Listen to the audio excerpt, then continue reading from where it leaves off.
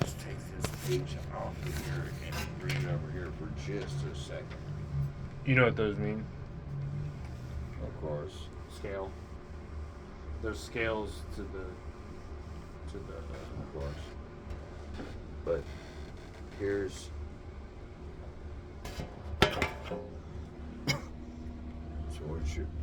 here's what you're doing on the first part, which I would switch to a G9, not a G7. But you've got G bass in there, which you don't necessarily have to hit. Here's your D minor 7th on the 10th fret,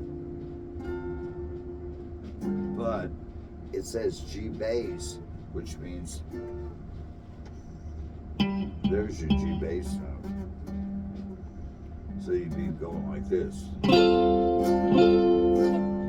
and then I would go to G9th, not a G7th here, but you can go to here. Okay. Interchangeables. Yes, 7ths and 9ths are interchangeables. Yes. It depends on what your own individual ear wants to hear. Wants to hear. Now, building off of that, how training your ear to listen to what you want to hear. Everybody's different, man. You don't want to overanalyze it. What you want to do is just say, hey, I like that chord. Okay. It's simple as that. Say, do you want this chord? Or do you want this chord? I hit a G9th.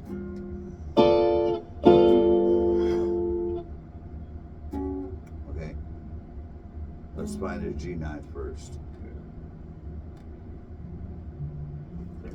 Let's go for a G9th first. It looks almost the same as the D minor 7th, except you got to drop your fingers down one. Now you're going for the G7th in there. I am. Yeah. Here's your. Let's start with the D minor 7th. Now, watch what I do to make it into a G9th.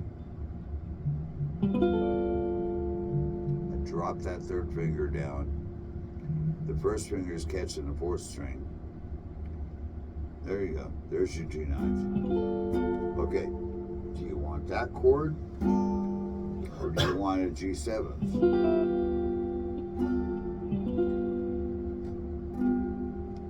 I think it's a G7. If you like the G7th, use the G7th. With sax sounds. You know what I'm saying? Yeah. Well, this is the whole point, is a G9th or G7th, interchangeable. It's all up to what your ear wants to hear. And this is what I'm getting at. You said you like the sound of this? Then use it. Besides that, the chart actually says G7th. Yeah. So, it all comes down to what does your ear want to hear. Okay. I'm not going to dictate to you that. Well, no. That you should substitute that G7 with a G9. It's all it is me saying out loud, I like that chord, and doing that consciously. Now you got it. Yeah. It's not a matter of overthinking it mathematically. It's not a matter of you overthinking it music theory-wise. It's a matter of what sounds good to your ear. Because if it sounds good to your ear, chances are whoever's listening to you, it sounds good to their ear too. Okay? Trust your own ear. I've said this before, and this is probably third or fourth lesson I've said straight lessons in a row, that you need to quit overthinking it and trust your ear. Because if it doesn't sound good to your own ear, it's probably not going to sound good to anyone that's listening to you. And wouldn't it be nice if people enjoy listening to you? And that's exactly what I need to think about. You want people. Well, what'd you just say? What I need to think about? Well, when I say think, acknowledge that it's the chord, the sound of the chord. It's okay, well, once again, don't overthink it. Well, no. Now, we can learn all the music theory in the world. Yeah, that's not what I'm saying. And we will cover every aspect of music theory, of building chords, of chord substitutions, and such. But it's a matter of what your ear tells you. The two most important tools of music are sitting on the side of your face. It's not in your hands. And it's not in your brain either. Your brain processes what your ears hear, but your ears won't steer you wrong. You know? I mean, you know?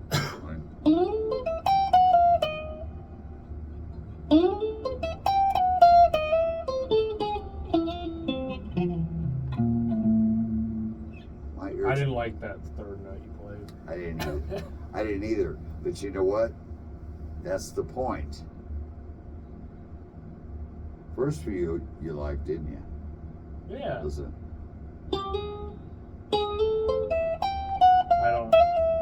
That's good. Now watch.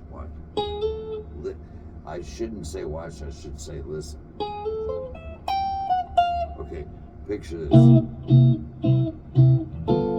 That second strum. Okay, I'm just doing a 2-5-1. Okay, I just wanted to give you a frame of reference to where I was going. I'm in the key of C. Okay, watch.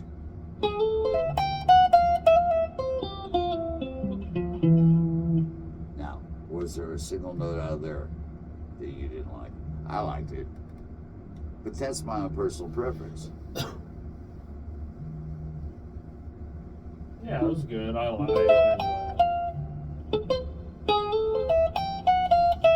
And before no. Just go ahead and keep talking, sorry. Well,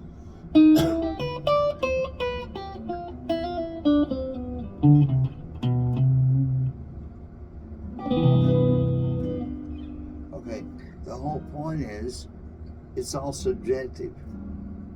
Music is subjective, man. Okay, let's see what we can do with this. I don't even know how this song sounds, to tell you the truth. Who did this? Johnny Mercer and Jerome Kern. I've heard Johnny Mercer, but anyway, let's see what we got.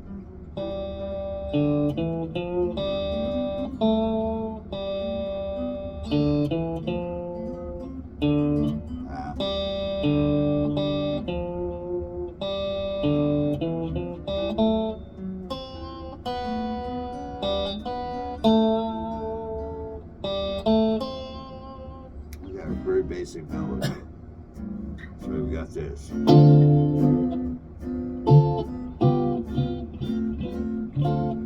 Now what's the speed? What are we doing? All it says is medium. Well, maybe 80. 80 would be pretty slow. It'd be pretty slow. Yeah, it says medium, so that could be anything. I'm gonna put it right in there.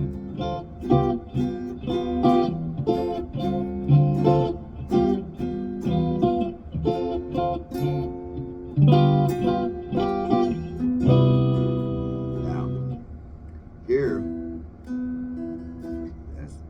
I'm running to a C major 7 down here. Have you got it? Okay. Strum it, make sure it's right. Very good. Now, I got an A minor 7th coming up next. Where's your A minor 7th? Very good. Now you're going to go to a D minor 7th, but I'm not going to jump clear up here. Not gonna, nope. Yeah. I'm going to do exactly.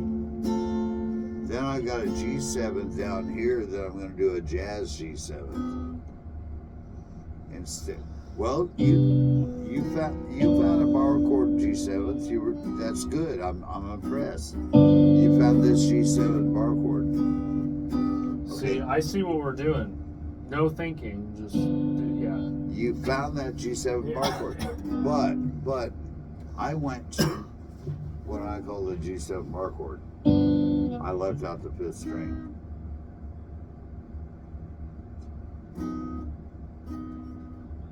Only 3rd string with this. No.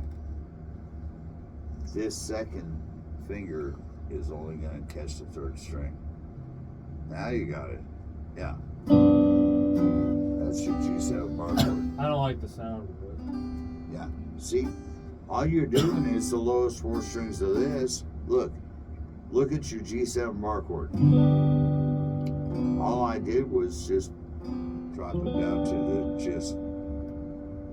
I didn't change anything, I just left some stuff out. Catch your G7 bar chord again. No, you're not changing any. So you're not changing anything? No. All you're doing is leaving some stuff out. Okay. Wait a minute. Your 2nd finger's in the wrong string. Okay.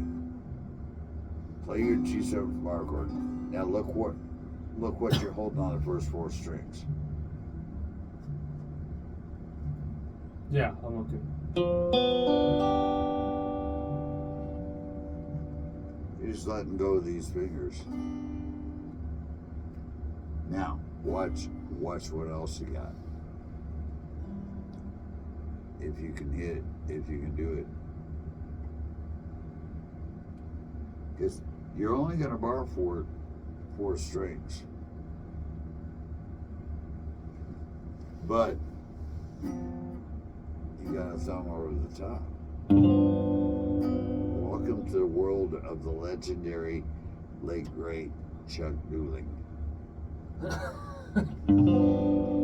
He taught me, and he never told me to use my thumb over the top of the neck, but guess what? I watched him. He was a hippo. He used that thumb over the top all the time like this. I like the sound of that. Sorry, I'm just gonna keep saying it. Thumb over the top. Thumb over the top. How does it sound? What does it sound like without it? Without the bass note? Yeah, without the and on the top.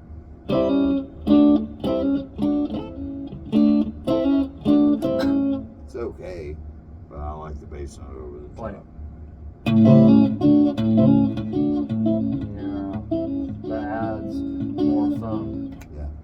Yeah. Okay, so here we are getting through the chart. We got a D minor 7th here. Then we're going to the G7, but we're doing it this way. Find your bar chord first, because you know. That's right. Now just drop it down. Now, look what else I'm doing. Over here on my right hand.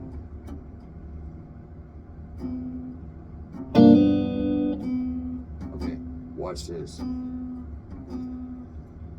Watch this. That middle finger. One of the coolest things I could ever show you.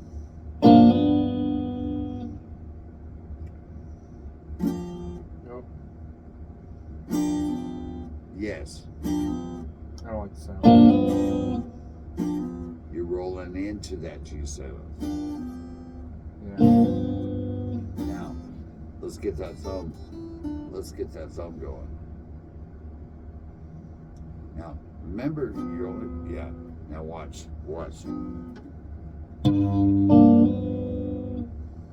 I'm catching the bass note. I'm catching the bass note before I strum the chord. That's like ahead of the beat. Watch.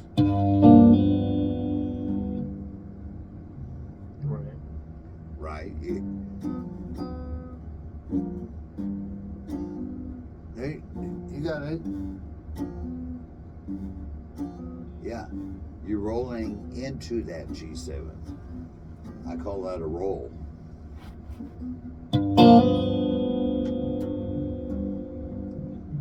See, that's the difference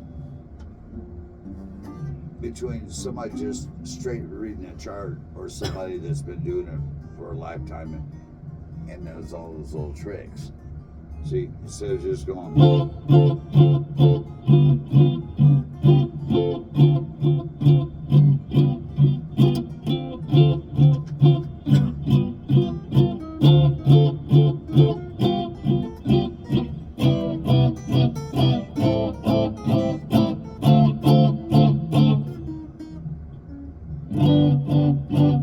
See, I tried to play it real straight. Well, if I'm not playing it straight, if I'm playing it like I would play it, the other really beautiful trick that you need to know is taking an entire chord and sliding it from a half step down into. Let me show you what I mean. Now, here, very first chord. What's your very first chord here? D minor 7. What if you did this? Take that whole fingering, take it down 1 fret. I like that sound. Now watch.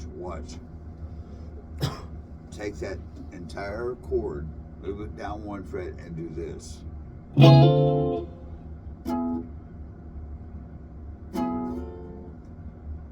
didn't that make all the difference in the world?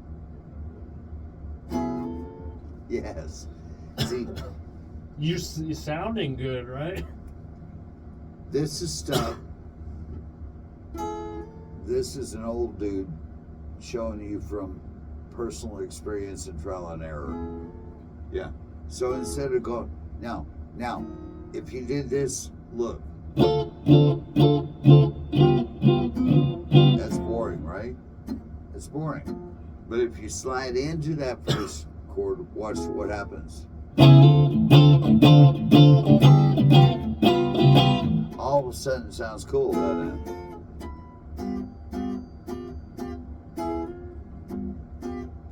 Okay, here. There you go. See? Now you got it. Nope. Now, doesn't that just sound like all of a sudden you're the coolest? Well, and it's also not rushing yourself. Rushing myself is something that's just like... Yeah, but it's and you found the timing of it is where you slide in from a half beat ahead, right?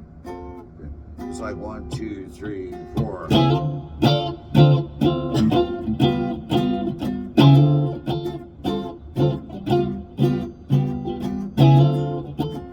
You see what I mean? Okay, then we're going to go down to the C major 7th. And then you got the A minor 7th. To D minor 7th here. That's E. We got a D minor 7th. Okay. Now. Sounds. Now we're going to that G7th and we're going to roll into it. See, I'm showing you what makes you sound more like a real guitar player. We're going to roll into that G7th. Remember how we did that? I'm stretching my hand out. Okay. Do what you got to do. Roll into that G7. Now remember, you only have to borrow 4 strings. No, we're not sliding in. We're rolling that. We're rolling that middle finger. Yeah, right. Yeah. You only have to borrow four strings. Yeah. But you can do this also. You can hit the bass note right before it. That's a half a beat ahead. You can go.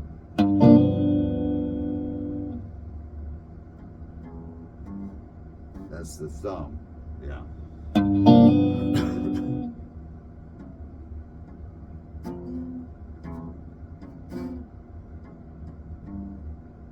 Right.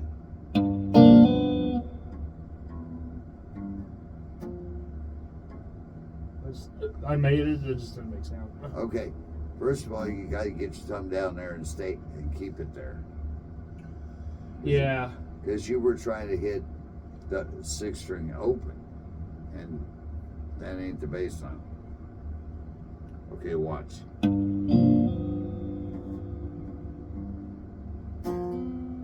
There you go.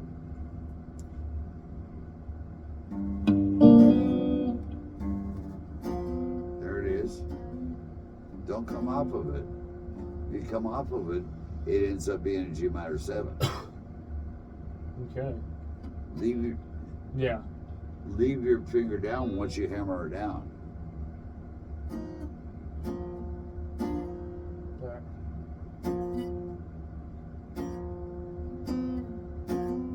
There you go. But you want to leave it there. You don't want to bring it off of it. You're letting your finger come off of it. Don't let that second finger come off of it. Otherwise, it turns back into a minor 7th. Okay, I get what you're saying now. Okay, yeah. Yeah. What you're doing, essentially, is starting with a minor 7th and turning it into a major. Does that make sense?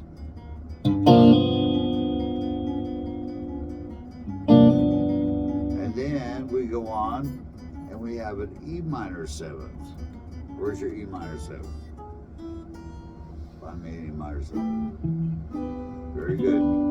To an A minor 7th. Okay.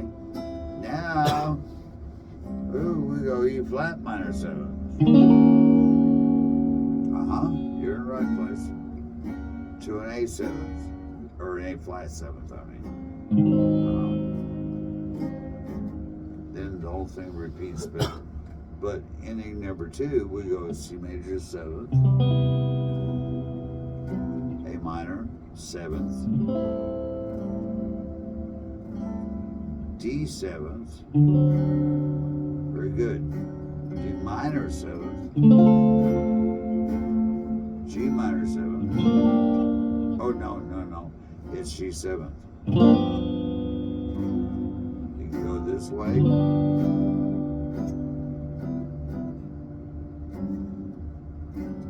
You're missing a string. Now we're going G7. Or you could use the jazz G7, where you roll into it. You're 1 fret high. Yeah, that's right. Roll into it. Nope. But once you put that finger down, don't let it back up. Oh, I did. Don't let it back up, because then it becomes back to a minor 7th, and you don't want a minor 7th, especially if the chart says G7. If it doesn't say G minor 7th, you don't want to go. You don't want to do this. You want to go. See, and the thing about this is I'm observing your ear. You can easily hear with your ear the difference. Yes. Right? This is what you do all the time in the lesson. You hear it and you notice what's wrong, and therefore you also got to realize I've been doing this. When I say this, you also got to realize I've been doing this all my life, not just sitting in this little room teaching.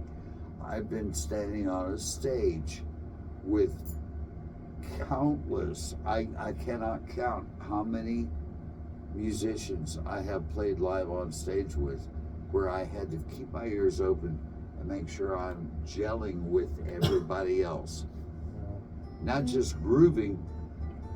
There's two things.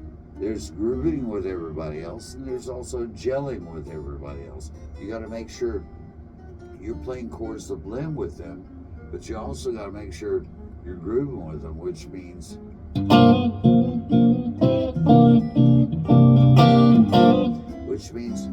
finding that rhythm. So that's the other thing we need to talk about is you need to always listen. Are you playing with a combo? Yes. You got a drummer or a bass player? Yeah. Okay. Remember that. Store that up. That's knowledge you should store. Listen to where that drummer and that bass player are laying down the groove. And lock in with them. Does that make sense? Understood. Don't overthink it. Just find, that's called feel. Find that groove. Find where they're at, you know. I mean, you know, drummers over there going, and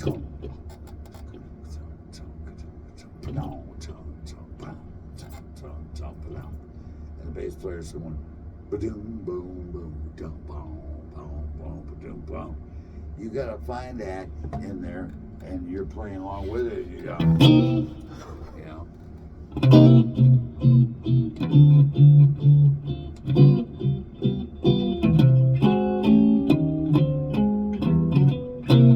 You gotta find where they're at. That was flat.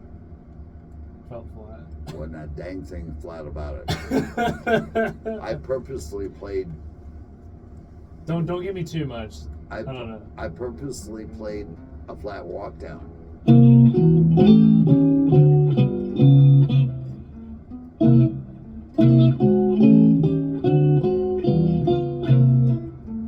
Yeah, there were certain flat chords in there on purpose.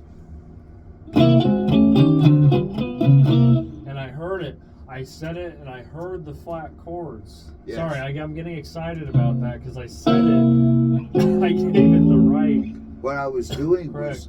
was sliding into chords from a half step up or a half step down up to a half step down into the chord or a half step up down to the chord. So you heard the flat chords. Yeah. Which is good. I'm glad you heard it. I know. It's like if I didn't do the passing tones, it'd be what the old guys used to call a Sears Roebuck turnaround. Yes, you did.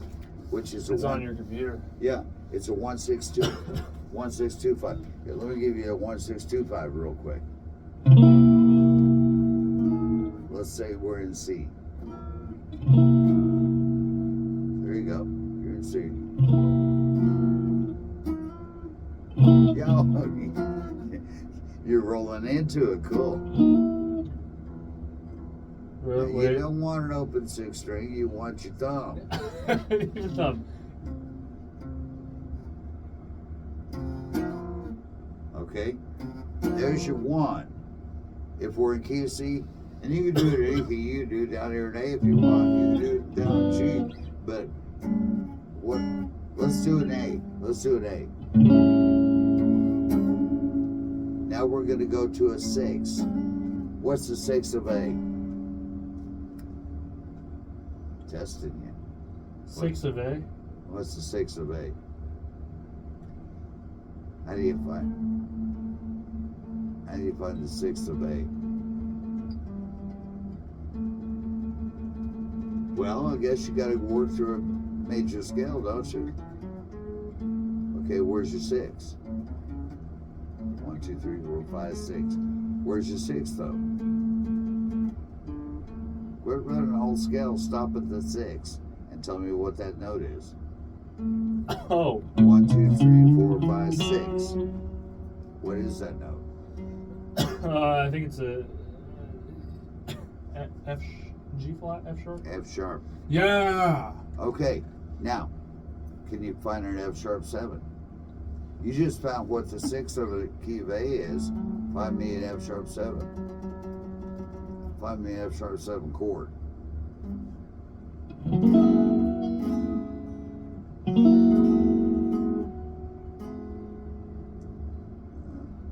That's a Look where I'm at. You know this chord. You just, there you're on a D flat 7. Still on a D flat.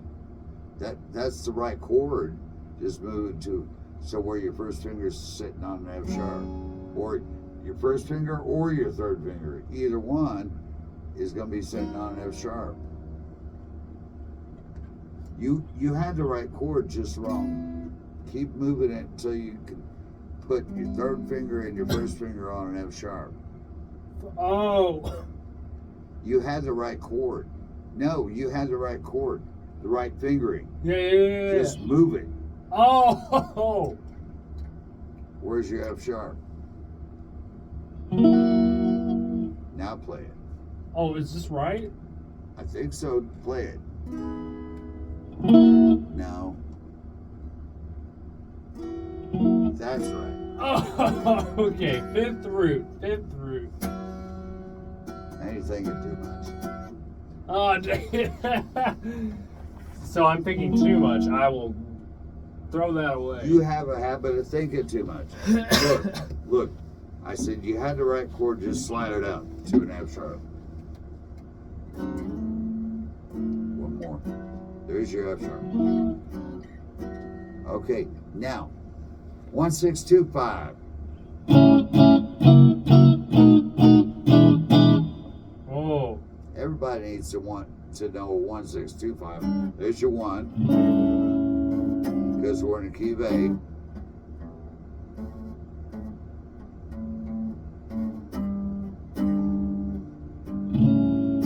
There's your 1.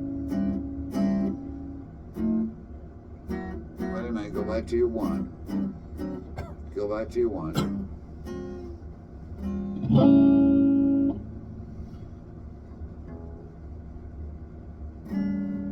Okay, now where's your 6? We just discussed it. F sharp 7 is your 6. Now